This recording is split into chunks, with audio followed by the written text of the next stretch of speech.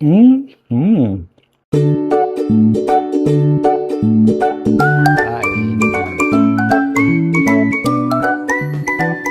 Sarap. Sarap ng feeling. Ano to? Hello mga kapapas! So ngayong araw ay magluluto tayo ng ulam na naman na ginataang gulay. Okay? So, pass muna tayo sa karne at kakakarne lang natin yung mga nakarang araw. So ngayon, tara samahan niyo ako magluto ng ginataang gulay na may hipon. Okay? So sana ay may mga ulam din kayo sa araw na ito. Kung wala kayong ginagawa, so tara samahan niyo ako sa pagluluto. At bago yan, kung hindi ka pa nakakapag-subscribe sa aking YouTube channel, so pakisubscribe naman ng YouTube channel ko, okay? Pipindutin nyo lang yung subscribe button at wala po yung bayad at libreng-libre lang yan, okay? So ano pa inintay nyo? Tara, simulan na natin! Ayan, so mayroon tayo ditong bawang sibuyas. Ito yung hipo natin at ang gagamitin natin is margarine sa halip na mantika. At andyan din yung ating gulay, pang pakbet at yung gata, okay? So mayroon na tayo ditong mainit na pan. Maglalagay na tayo dito ng margarine. Yan.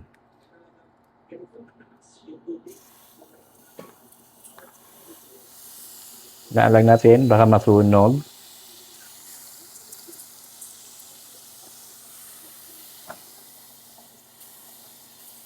Lakas yung apoy natin. Ilagay natin itong bawang. Yan. Sutin natin yung bawang. Ang bango naman. Ang bango-bango niya. Okay? Yan. Antayin lang natin siya magkaroon siya ng kaunting toasted. Yan. Next natin yung bawang. Sibuyas pala. Ayan.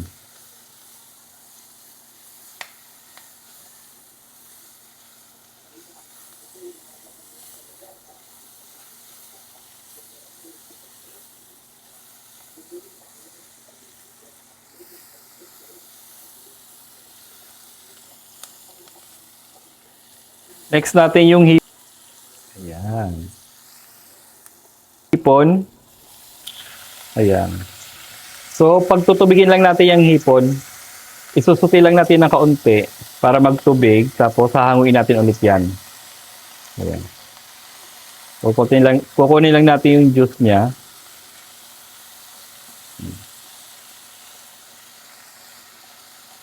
Tutubig yan.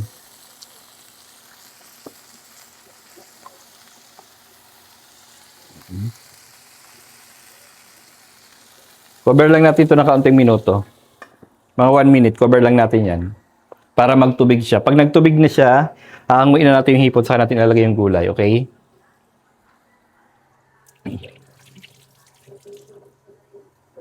Medyo maaga pa pala, mag-12 pa lang. Akala ko alauna na eh. Kasi late pa ako nagising, tapos natagalan ako mag-isip kung anong lulutuin ko. Pinag-iisipan ko kanina, mag-Bicol Express na manok. Tapos, magsasabaw na tilapia kaso walang pechay doon sa binibilhan ko. So, ang ginawa ko, pumunta na lang ako ng palengke. So, naisipan kong maghipon na lang ako.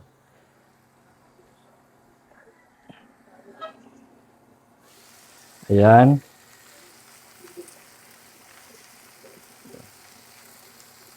Hanguin na natin yung hipon. Hanguin na natin ulit yung hipon. Mamaya natin ulit yan ilalagay. Ayan.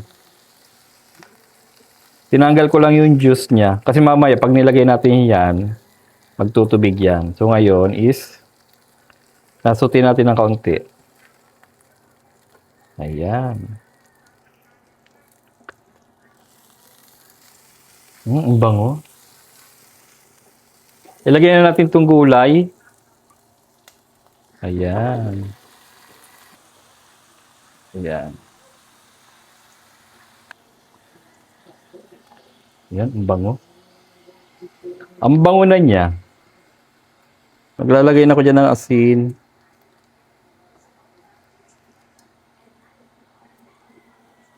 Ayan.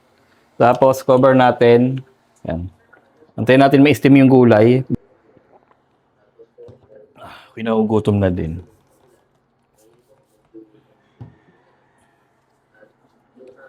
So, may binila ko dito toasted siopaw. So, mag-siopaw muna ako at ako nagugutom na. Sarap nitong 3 and Bakery. Originate siya sa Bicol. Sarap nitong toasted siopaw. Tingnan natin yung laman. Minsan may itlog to eh.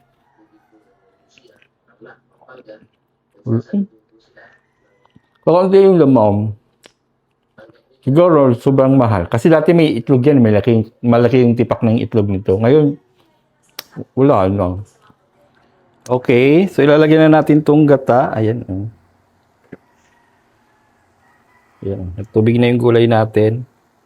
So, ilalagyan na natin tong gata. Lagay na natin.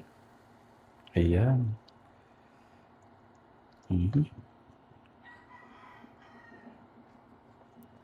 Okay, maglalagay ako dito ng sili. Ilagay natin dyan para maluto. Ayan, lagay natin dyan.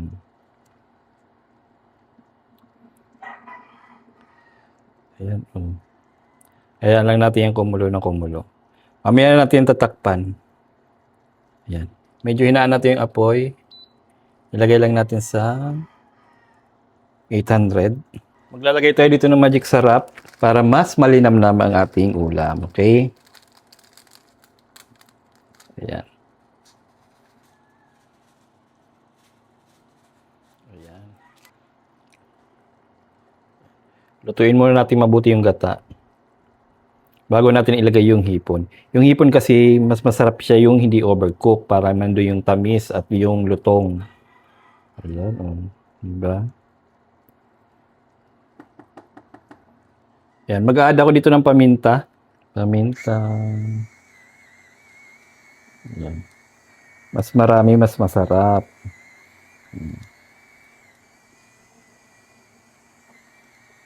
Diba? Ang dami na, Cover na natin yan. Ayan. Ilagay na natin tong hipon. Ilagay na natin yung hipon. Ayan.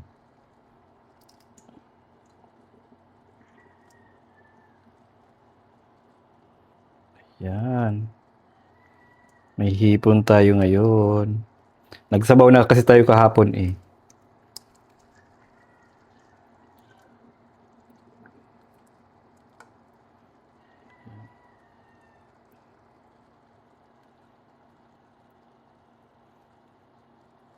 And cover na natin siya. Okay. Bango na. Wow.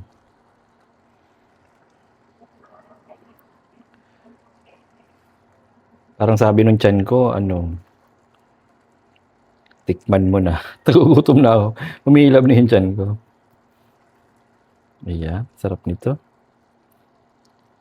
Ngayon na lang ulit ako nagluto ng gantong gulay na yung gulay ng pakbet na ginataan. Ngayon na lang ulit ako nakakapagluto. Yan.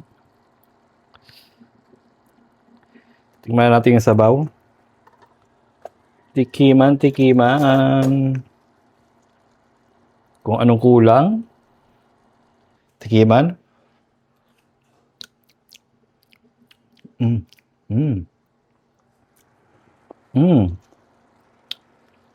Parang kulang siya ng gusto maglagay ng patis. Where is patis?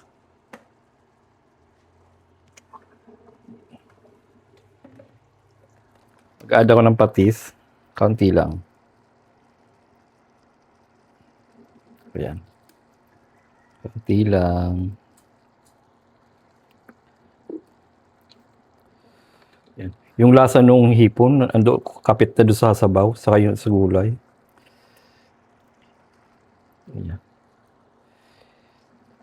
Yan kaya, drawing ko tong sili. Drawing ko tong sili. Saka maglalagay ako dito ng konting margarine.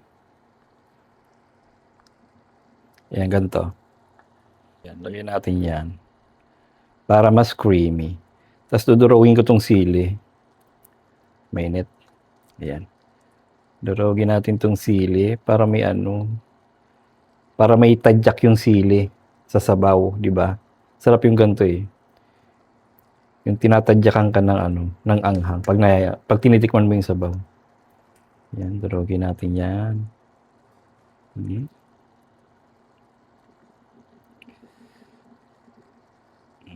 Yan, durugin natin.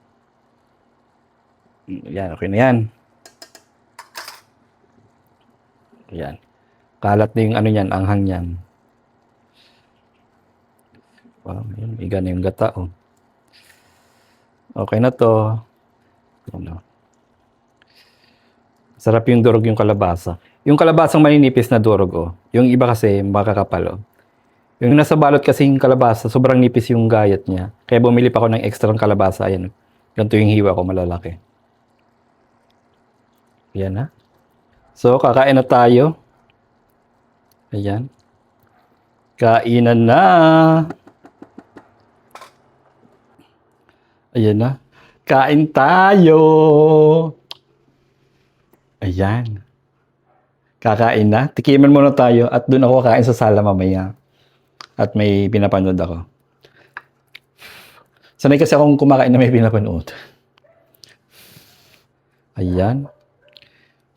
Medyo mainit pa yung kanin, mainit pa yung gulay.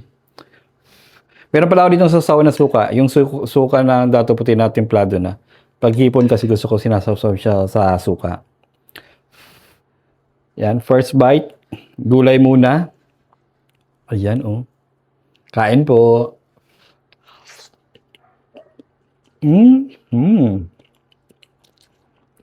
May lutong pa rin yung asitaw.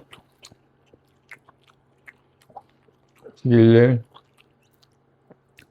Mamaya kita uupakan. Dito muna ako sa gulay. Medyo mainit lang kasi.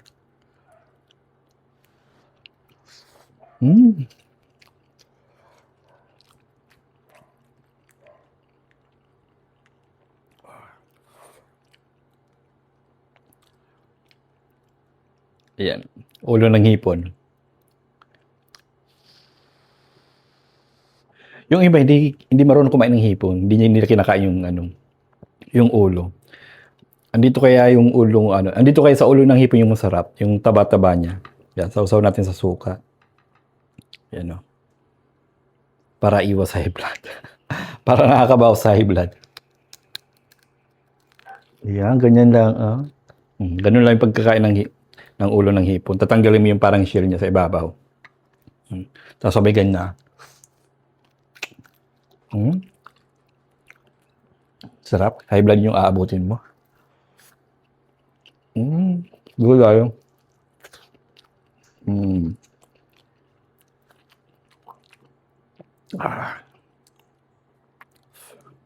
Pag nag-ano ba kayo ng hipon, tinatanggal nyo din yung bituka sa loob. Yung sa taas ng hipon. Ako tinanggal ko ngayon. Madali naman kasi tanggalin yan eh. Kaya siguro minsan pag nakasobrahan ako ng hipon, nakangati yung labi ko. Minsan kasi hindi ko tinatanggal yung niya, yung bituka sa taas. Pero ngayon tinanggal ko. Ayan. Tanggalin natin yung Tanggal na. Ayan, oh. Ang linis ng niya, oh. Ang linis ng yung likod, wala yung yung bituka. Sausaw natin. Babad muna natin sa suka.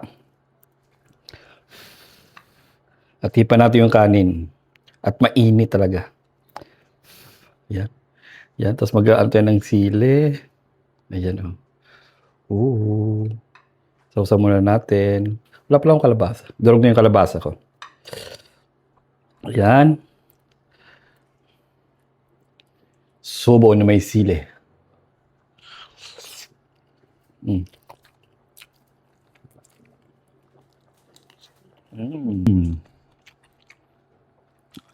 May niluluto kasi ako sa likod. Maapaw.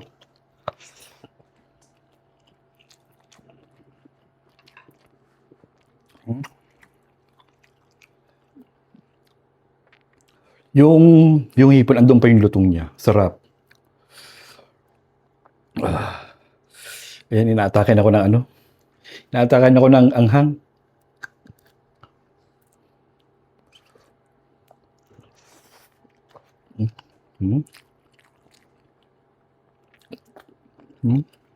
Sarap niya.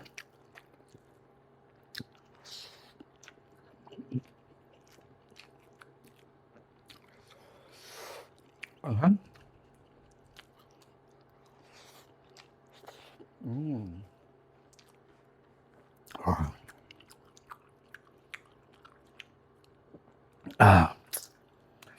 So hanggang dito lang mga kapapas, kung gusto niyo itong ulam natin ngayong tanghalian, so huwag niyo kalimutan i-like, i-share, at mag-subscribe sa aking YouTube channel. Thank you for watching. Bye-bye! Lilipat na ako sa sala.